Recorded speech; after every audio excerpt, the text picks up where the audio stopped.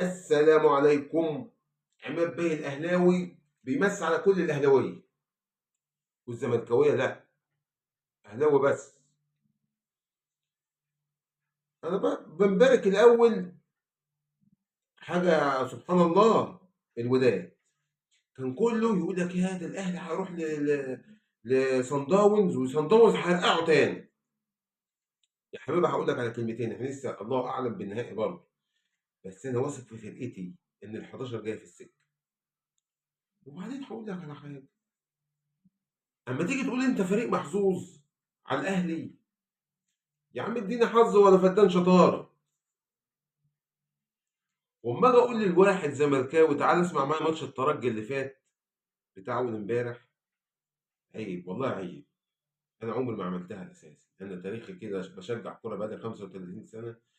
ما جاش في مره واحد. انا كنت بشجع الزمالك في بطوله افريقيا، بس للاسف ما لقيتش اللي عنده الاخلاق الرياضيه والروح الكرويه كده، ان ده فرقه مصريه، ده فرقتي. سيبك انت بقى، انت بره الدوري وبره كاس مصر وبره البطولات المصريه، لا دي يعتبر فرقتي، بتمثل بلدي. ماشي. اما اجي بقى واحد يقول لي ايه والله انتوا فرقه محظوظه، فرقه كده ما طورتش من نفسها.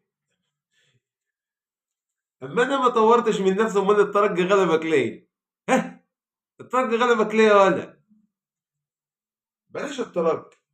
امال اما انا محظوظ وما طورتش في نفسي. شباب بلوزداد يا ولا، شباب بلوزداد يا ولا، يا واد يا شبيبة القبائل يا واد، مش كانت واكلاك قبل كده يا ولا؟ هم؟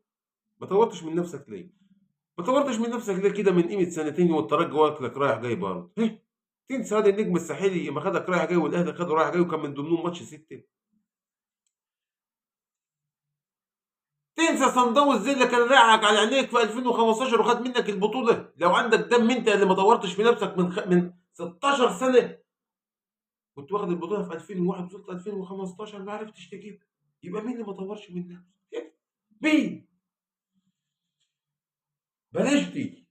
امال لما انتم احنا فريق محظوظ وتقولوا ده فريق بص ما طورش من نفسه، هو محظوظ عنده حظ كبير قوي، بس فريق ما طورش من احنا ما طولناش في الفشل. عارف ليه؟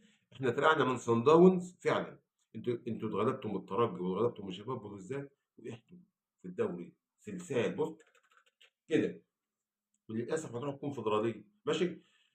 تاني حاجه بقى، احنا اما اتغلبنا والجمهور غضب، 11 ماتش متتالي الاهلي ما اتغلبش، 10 فوز وواحد بس تعادل، و24 هدف وعليه هدف واحد. عملت كده يا حبيبي يا ابو فدان، يا ابو حقرات حظ ولا فدان شطاره. احنا الاهلاويه يا معلم. انا كلمتين اتنين لكل لعيب وعلى راسهمش كمان. قاعد في ميدان سفنكس وجايب له شويه ملابس اهو. بص، البنطلون من ده ب 35 جنيه، عشان تلاقوا تسدوا اللعيبه بقى. امال هتعملوا ايه؟ ما انت هتجيبوا فلوس منين؟ انا بدعمكم، لكل راجل زملكاوي وكل جمهور الزمالك يطلعوا عشان يدعموا النادي بتاعهم. شويه ملابس اهم اهم يا بنت اهم. تحيا الاهلي واحد بس.